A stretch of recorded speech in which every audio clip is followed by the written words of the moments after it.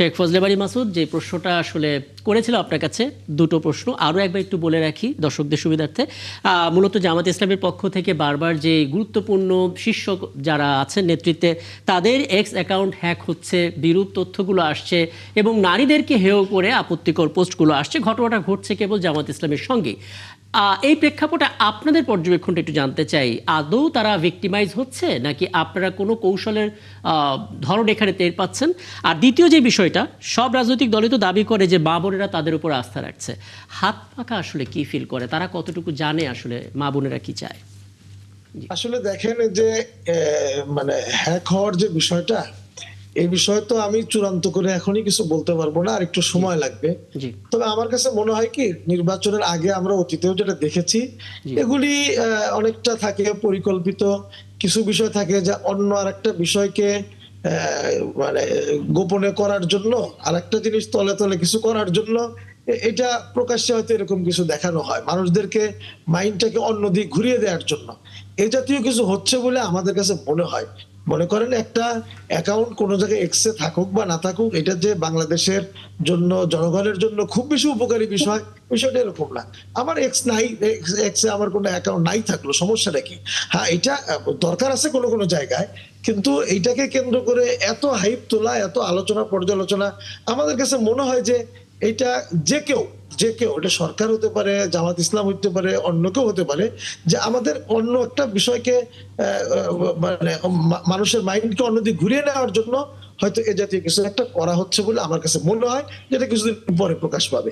দ্বিতীয় যেটা বিষয় বললেন, নারীরা আসলে কাদের কাছে নিরাপদ? আসলে বাস্তব কথা হলো যে নারীরা আসলে ইসলামপন্থীদের কাছেই তুলনামূলকভাবে নিরাপদ। কিন্তু সেটা যদি যথার্থ হয় তাহলে এটা যথার্থ নিরাপদ হবে। আর যদি মনে করেন যে তাদের এখানে কোনো কৌশল থাকে, অপকৌশল থাকে, সেজন্য নারীরা হোঁচট খাবে, নারীরা কি বলে আপনার ধোকার শিকার হবে। আমি বলতে চাই, যেমন ধরেন আমার ভাই এখানে আছেন, কামরুল ভাই, জামাত ইসলামের যে কথাটা বললেন, আমরাও তো তাদের সাথে কিছুদিন ছিলাম, আমরা দেখেছি নারীদের ব্যাপারে তাদের তৎপরতা আছে। ইসলামী আন্দোলন বাংলাদেশেরও কিন্তু কার্যক্রম আছে। আমরা দেখলাম অলরেডি দুটো ঘটনা জামাত ইসলাম আমাদের দুই জায়গায়, বিশেষ করে ভোলাতে এবং আজকে দেখলাম খুলনা দাকোপে, এই দুই জায়গায় কিন্তু জামাত ইসলামের লোকেরা আমাদের নারীদের উপরে কিন্তু হামলা করেছে। এটা কিন্তু খুবই দুঃখজনক। আমরা ওনাদের কাছে এটা প্রত্যাশা করি নাই। আশা করি কামরুল ভাই আছেন, ওনারা এটা তদন্ত করবেন এবং এটা প্রয়োজনীয় ব্যবস্থা গ্রহণ করবেন। অন্যথায় এটা কিন্তু তারা যে খুব নারী বান্ধব যে কথাটা বলেন, এটা কিন্তু মানুষ গ্রহণ করবে বলে আমাদের কাছে মনে হয় না। কাজেই আরেকটা বিষয় হলো ইশতেহারের যে বিষয়টা আপনি আলোচনা এনেছিলেন, আমি সংক্ষিপ্তভাবে বলি, ইসলামী আন্দোলন বাংলাদেশও আমরা মনে করি যে আমাদের অতীতে অনেকেই কিন্তু অনেক কথা বলেছে, কিন্তু আমরা আগামীকালকে দেবো ইনশাল্লাহ। আমরা দেখছি যে আগামীকাল মানে আজকে যে দিনটা পড়লো, হ্যাঁ আজকে যে দিনটা পড়লো, আমরা আজকে বেলা 4টার সময় ইনশাল্লাহ আমরা দেবো।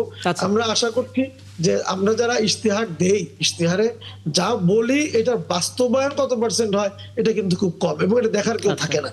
তো সেজন্য আমরা আশা করব যে মুখরোচক অনেকে অনেক কিছু বলতে পারে, আমি বলতে পারি যে বাংলাদেশের সবাইকে আমি ঘরে ঘরে এটা দিয়ে দেবো, সেটা দিয়ে দেবো, কিন্তু আসলে রিয়াল কতটুকু করবেন সেটা কিন্তু প্রশ্নবিদ্ধ আছে। যেমন কার্ড দিচ্ছেন, আমরা ইসলামী আন্দোলনে বলতে চাই, আমি কার্ড দেওয়াটাও তো একটা বৈষম্য। আপনি নারীকে কার্ড দেবেন, পুরুষকে কি দেবেন?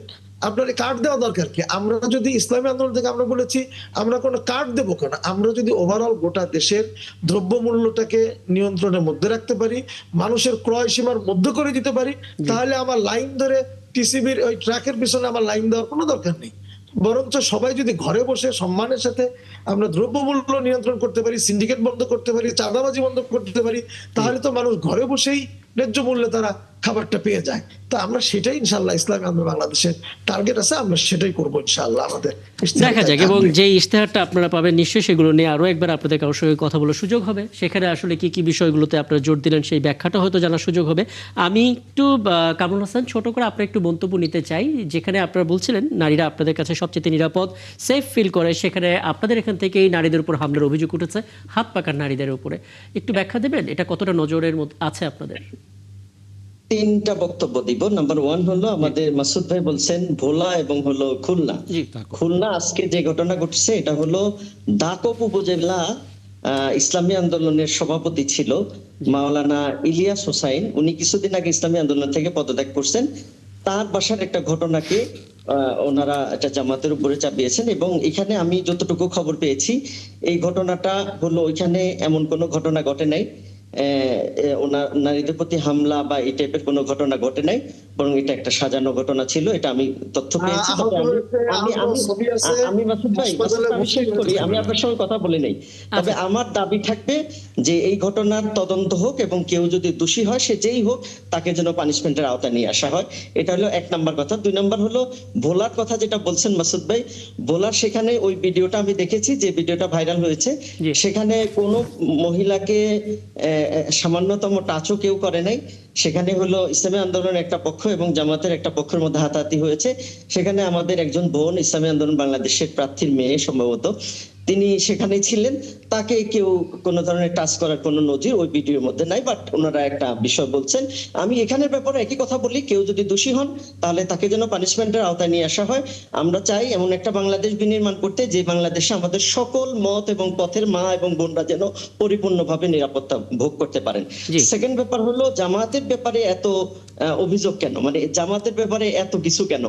এক স্যান্ডেল হলো, এটা অনেকেই জানতে চাচ্ছেন যে সবকিছু হচ্ছে কেবল। জি, আমাকে 30 সেকেন্ড একটু সময় দেন, আমি একটু বলতে হবে। তো এক স্যান্ডেল কেন হ্যাক হচ্ছে? তারপরে হলো জামাত আমির বলছেন কর্নেল ওলি প্রথম হলো বিদ্রোহ করছেন, সেটাকে বলা হচ্ছে জামাত আমির বলছেন কর্নেল ওলি স্বাধীনতার ঘোষণা দিচ্ছেন। এই যে এত অপপ্রচার গুলো কেন? এখানে আমাকে একটু সুযোগ দেবেন, আমি 30 সেকেন্ড আপনার কাছ থেকে একটু নিই। জনাব কামরুল হাসান, মানে জামাত আমিরের যে বক্তব্য, সেই বক্তব্যের দুটো লাইন যদি পরপর সাজানো হয়, আমি শিওর খাজা মাইনুদ্দিন আপনিও দেখেছেন, তিনি শুরুতে চট্টগ্রামবাসীকে অভিনন্দন জানিয়ে বলেছিলেন যে এটা সেই চট্টগ্রাম যেখান থেকে স্বাধীনতার ঘোষণা দেওয়া হয়েছিল। পরের লাইনে গিয়ে তিনি বলেছিলেন এবং আপনাদেরই সন্তান এলডিপির চেয়ারম্যান অবসরপ্রাপ্ত কর্নেল ওলি, এটা তিনি বলেছেন। এরপরে তিনি তিনিই বলেছিলেন উই রিভোল্ট, তারপর তিনি জিয়াউর রহমানের হাতটা ধরেছেন। এই যে সেন্টেন্সগুলো, প্রথমে এই চট্টগ্রাম থেকে ঘোষণা দেওয়া হয়, আপনাদের সন্তান, পরপর 3টা বাক্যকে সাজালে অনেকে এই জিনিসটা ফিল করা শুরু করবেন, মনে করা শুরু করবে যে আচ্ছা তাহলে আমরা নতুন করে ঘোষকের নাম শুনছি। ব্যাপারটা না রাকিব ভাই, এটা ফিল করার কোনো কারণ নাই। প্রত্যেকটা সেন্টেন্স আলাদা ছিল, প্রত্যেকটার মিনিং আলাদা। উনি বলছেন যে আপনাদের এই চট্টগ্রাম থেকে প্রথম স্বাধীনতার ঘোষণা হয়েছে, এটা ওনার একটা বক্তব্য। সেকেন্ড আরেকটা বক্তব্য উনি বলছেন যে আপনাদেরই বীর সন্তান, এই চট্টলার বীর সন্তান কর্নেল ওলি প্রথম হলো বিদ্রোহ ঘোষণা করছেন, উই রিভোল্ট বলে। তো এরপরে জিয়াউর রহমানের হাত ধরে তিনি হলো জিয়াউর রহমানকে এগিয়ে দিয়েছেন হলো স্বাধীনতার ঘোষণা দেওয়ার জন্য, এই কথা তিনি কিন্তু বলছেন। তো সুতরাং এটা নিয়ে বিভ্রান্ত তৈরি করার কোনো সুযোগ নাই। বাট একটা গ্রুপ করছে, কেন করছে আমি আপনাকে খুব স্পষ্ট করে বলি। এটার কারণ হলো জামাতের বিরুদ্ধে আসলে চাঁদাবাজির অভিযোগ নাই, খুনের অভিযোগ নাই, ধর্ষণের অভিযোগ নাই, তারপরে দখলবাজির অভিযোগ নাই। এই কোনো অভিযোগ যেহেতু নাই, জামাতকে তো ঠেকাইতে হবে, বলতে হবে কিছু। কি বলবে তখন তারা এই পরিকল্পিত অপপ্রচারগুলো জামাতের। আচ্ছা, আর আপনাকে হ্যাঁ আমি অবশ্যই আপনার কাছে আসবো জনাব তুহিন, তার আগে খাজা মাইনুদ্দিন বোধহয় কিছু জানতে চাইবেন। জি, সোশ্যাল মিডিয়া হ্যান্ডলিং নিয়ে আপনি কথা বলছিলেন, আপনি বলছিলেন যে কামরুল হাসানকে, জি কামরুল হাসানকে বলছি, যে রাষ্ট্রের দায়িত্ব এটা করা, নিঃসন্দেহে রাষ্ট্রের দায়িত্ব, কিন্তু একই সাথে আমরা দেখতে পাচ্ছি এবার ইলেকশনটা ইতিহাসের প্রথম মাল্টিমিডিয়া ইলেকশন। আপনার অনেকে বলছিলেন যে ইলেকশনের আমেজ আসছে না, সেটা বলছিলেন এই ধারণা থেকে যে চারদিকে পোস্টার দেখা যাচ্ছিল না, কিন্তু সে পোস্টার হাজির হয়েছে সোশ্যাল মিডিয়াতে। 22 তারিখে ক্যাম্পেইন ওপেন করার আগেই কিন্তু সোশ্যাল মিডিয়া অ্যাক্টিভিটিস ক্যাম্পেইন কার্যত শুরু হয়েছে, অস্বীকার করা যাবে না। কিন্তু সেই সাথে আরেকটা জিনিস আমরা দেখেছি, যেটাকে রেইড কন্টেন্ট বলে, ন্যাস্টি প্রচারণা, এগুলো কিন্তু আমরা 1.5-2 মাস আগে থেকে দেখা শুরু করেছি। এবং আপনারা রাজনীতিকরা কিন্তু দায় এড়াতে পারবেন না, কারণ হয় আপনার বিপক্ষে গিয়েছে অথবা আপনার পক্ষে গিয়েছে, তার মানে কেউ না কেউ তো করেছে। এবং অনেক ক্ষেত্রে হোস্টিং হচ্ছে প্রতিবেশী দেশ, একটু দূরে টুরে, এটা ডেলিভারেটলি করা হয়, সেটা আমরা যারা সোশ্যাল মিডিয়া হ্যান্ডেল করি সেটা আমরা জানি। কিন্তু এই অবস্থায় আপনারা কি মনে করেন না রাজনৈতিক দলগুলোর কিছু দায়িত্ব ছিল, যেখানে একটা ট্রানজিশনাল গভর্নমেন্ট ক্ষমতায় আছে, 24-এর বিপ্লবের পরে এই গভর্নমেন্ট তো আসলে ট্রানজিশনাল গভর্নমেন্ট, এই গভর্নমেন্টের সীমাবদ্ধতাও আছে, আইন শৃঙ্খলা বাহিনী বলেই কিছু ছিল না, সে অবস্থায় রাজনৈতিক দলগুলো তো রাষ্ট্রের এসেনশিয়াল পার্ট। সেই হিসেবে আপনাদের কি দায়িত্ব ছিল না? একটা নতুন ধরনের অভূতপূর্ব নির্বাচন হতে যাচ্ছে, যেখানে সোশ্যাল মিডিয়া খুবই বড় ভূমিকা পালন করবে, রাজনৈতিক দলগুলো নিজেদের প্রস্তুতির দরকার ছিল, দরকার ছিল, সেটা করা উচিত ছিল কিনা? কামরুল হাসান ভাই, আমি একটা কথা স্পষ্ট করে বলতে চাই, ইলেকশন কমিশন এখন পর্যন্ত মানে ফেয়ার আচরণ করতে পারে না, ওনারা একটা পক্ষের দিকে ঝুঁকে যাচ্ছেন বারবার। আমরা যতগুলো অভিযোগ ওনাদের ব্যাপারে ওনাদের কাছে উত্থাপন করেছি, কোনো অভিযোগেরই ওনারা ঠিক করে হলো মীমাংসা করেননি। গতকালকে রাতে কি হয়েছে দেখেন, আমাদের হলো বাউফল উপজেলায় হলো জামাতের অফিসে হলো অভিযান চালিয়েছেন ওসির নেতৃত্বে, বিএনপির মানে দায়িত্বশীলদের নিয়ে, নেতা কর্মীদেরকে নিয়ে। তাহলে এই প্রশাসনের আন্ডারে কিভাবে স্বচ্ছ নিরপেক্ষ নির্বাচন হওয়া সম্ভব? এই অভিযোগগুলো আমরা বারবার দিচ্ছি, প্রত্যেকটা ব্যাপারে অভিযোগ, কিন্তু ইসি কোনো ব্যবস্থা নিচ্ছেন না।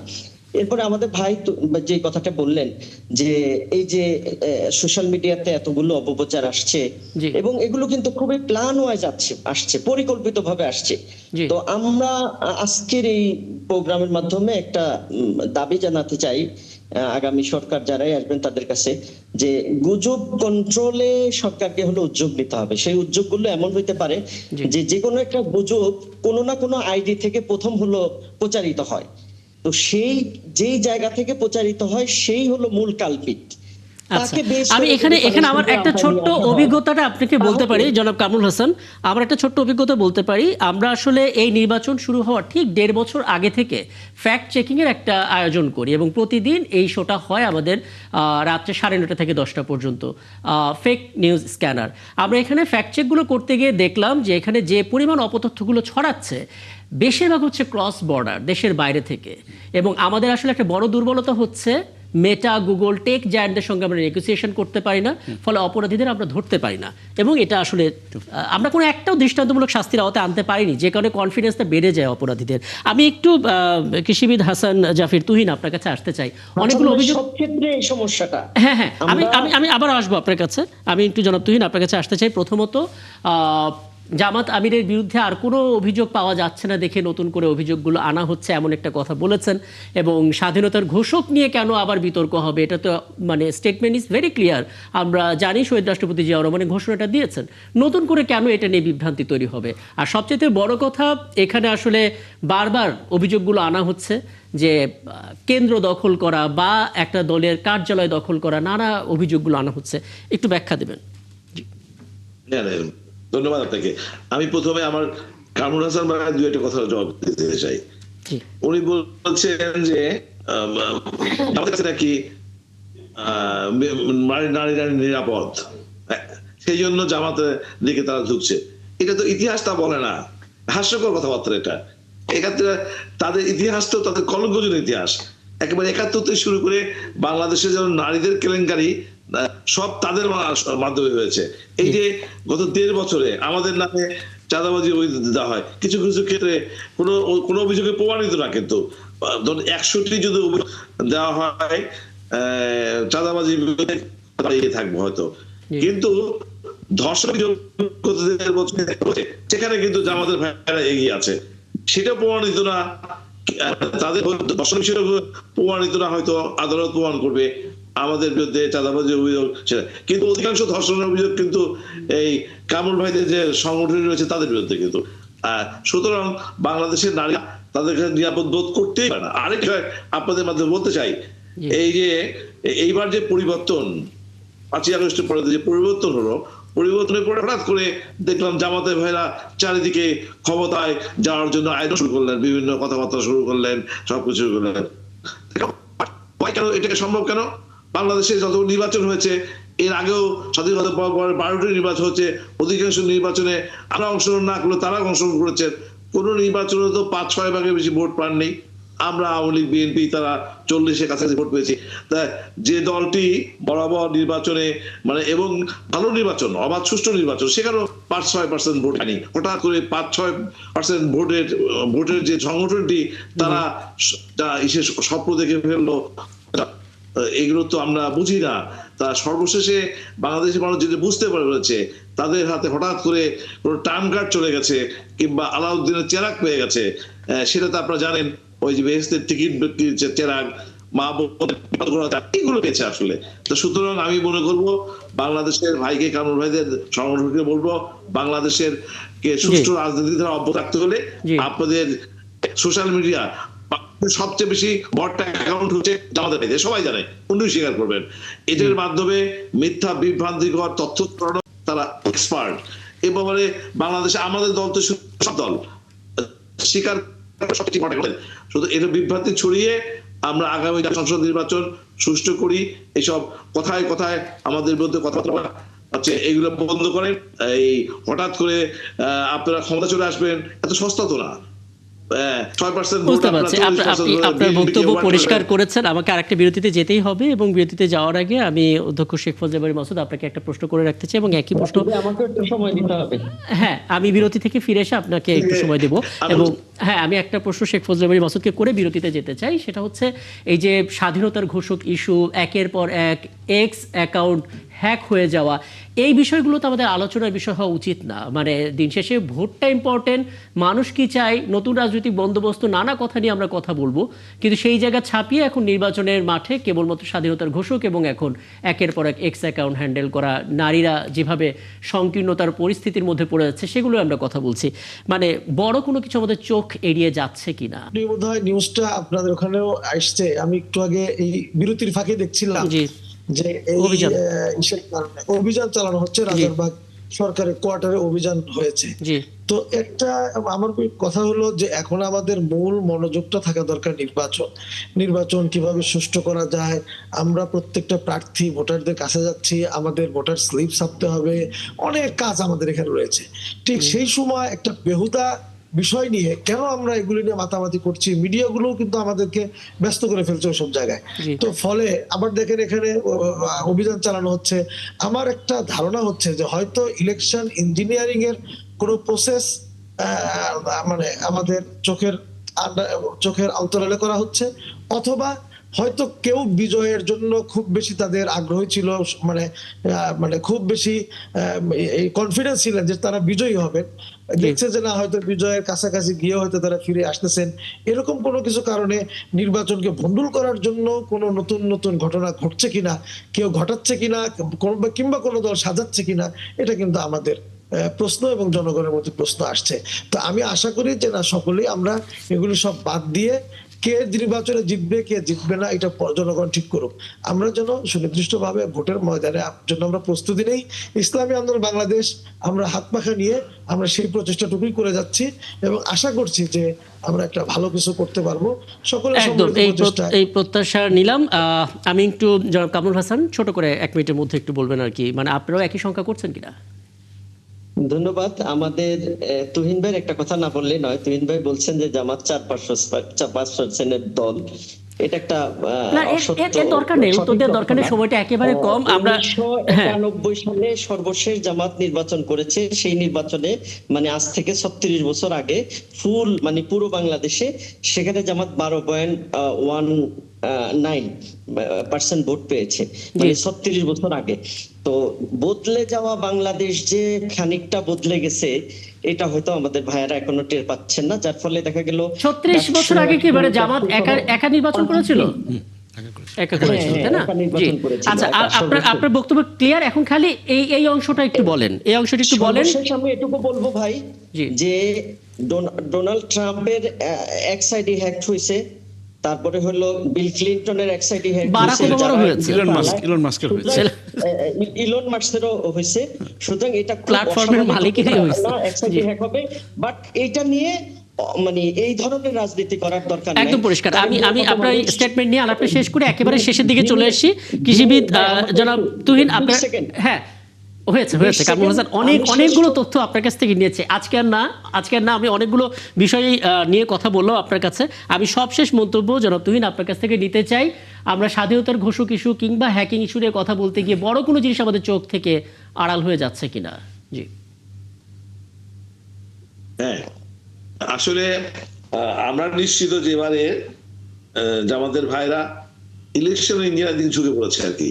তারা বিভিন্ন ভাবে ইলেকশন ইঞ্জিনিয়ারিং করে তার ক্ষমতা যেতে চায়। সেই জন্য এই যে এক্স আইডি হ্যাক, স্বাধীনতার ঘোষকের প্রশ্ন, এগুলো বলে আমাদের দৃষ্টি অন্যদিকে সরিয়ে কিভাবে ইলেকশন ইঞ্জিনিয়ারিং করা যায় সেই পথে এগোচ্ছে। আমি তাদেরকে আহ্বান জানাবো এগুলো বাদ দেন, এগুলো এবার হবে না। এবার বাংলাদেশের মানুষ সচেতন। আমার প্রশ্নটা আসলে এটা ছিল না, আমার প্রশ্নটা ছিল যে এই বিষয়গুলো নিয়ে আলাপ করতে গিয়ে যেটা সবচাইতে গুরুত্বপূর্ণ একটা সুষ্ঠু নির্বাচন, সেই জায়গাটাতে আমাদের মনোযোগটা শিফট হয়ে যাচ্ছে কিনা। শিফট হয়ে যাচ্ছে। হ্যাঁ এইগুলো পড়তে যেয়ে মনোযোগ শিফট হচ্ছে, সেটাও জামাতের ভাইদের পরিকল্পিত কর্মকাণ্ড আর কি। তারাও পরিকল্পিতভাবে এমন ভাবে বিষয়গুলো সামনে আনছে যে আমরা মূল বিষয় নির্বাচন। আচ্ছা আচ্ছা, আমার একেবারে অনুষ্ঠানের আয়োজনের একেবারে সময়টা শেষ, আমি সব শেষ কাজে বানিয়ে দিন আপনার একটা মন্তব্য নিয়ে আলাপটা শেষ করতে চাই। অনেক বছর পর একটি ভালো নির্বাচন দেখতে চাচ্ছি, আমরা আশা করতে চাচ্ছি, কিন্তু বাংলাদেশের একটা বড় সমস্যা হচ্ছে আমরা সবাই সব বিষয়ে আলোচনা করি, আমরা সকলে ইতিহাসবিদ হয়ে যাই মুহূর্তেই। ইতিহাসবিদদের কাজ, সেখানে স্বাধীনতার ঘোষকের তো সেটেল ম্যাটার, এটা তো ডিবেট করার দরকার নেই। এখানে আজকের আলোচনার বিষয় হওয়া উচিত ছিল যে বাংলাদেশ রাষ্ট্র আগামীতে কেমন হবে, 2071 সনের বাংলাদেশটি কেমন হবে, আজকের তরুণদের ফিউচার কেমন হবে, বাংলাদেশের আগামী গণতন্ত্র কেমন হবে, বাংলাদেশের নারীদের নিরাপত্তা কতখানি থাকবে, বাংলাদেশ কি একটা শান্তিবাদী দেশ হবে, আন্তর্জাতিক পর্যায়ে মর্যাদাশীল সার্বভৌম দেশ হবে, নাকি বাংলাদেশ মিনমিন করে আন্তর্জাতিক পর্যায়ে থাকবে। এই সমস্ত বিষয়ে ডিবেট হওয়া উচিত ছিল। সুষ্ঠু নির্বাচন একটি নন নিগেশিয়েবল ইস্যু, সুষ্ঠু নির্বাচনে আলোচনার কিছু নাই, হতে হবে, কিন্তু আলোচনার বিষয় হচ্ছে জনকল্যাণ। আলোচনার বিষয় হওয়া উচিত ছিল বাংলাদেশ রাষ্ট্র নতুন করে নির্মাণ, আগস্ট 2024-এর চেতনা ধরে বাংলাদেশকে আরো আগে নিয়ে যে আলোচনা, কিন্তু আসলে অনাকাঙ্ক্ষিত বিষয়গুলো চলে আসছে, সেটা দুঃখজনক। সেটা আমি মনে করি যে সেক্ষেত্রে আমাদের কালেকটিভ দায়িত্ব আছে, রাজনৈতিক দলের দায়িত্ব আছে, মিডিয়া, ইন্টেলিজেন্সের সকলের দায়িত্ব আছে নিশ্চয়ই। এবং আমরা চেষ্টা করব সামনে কোনো আয়োজনে শুধুমাত্র এই অংশগুলো নিয়ে আলাদা করে আলাপ করতে। অনেক ধন্যবাদ আপনাদের সবাইকে আমাকে সময়টা দেওয়ার জন্য। এবং দর্শক, এই ছিল আজকের আয়োজন। আগামীকাল নতুন ইস্যু নিয়ে কথা হবে 71 জানালে। থাকবেন আমাদের সাথে।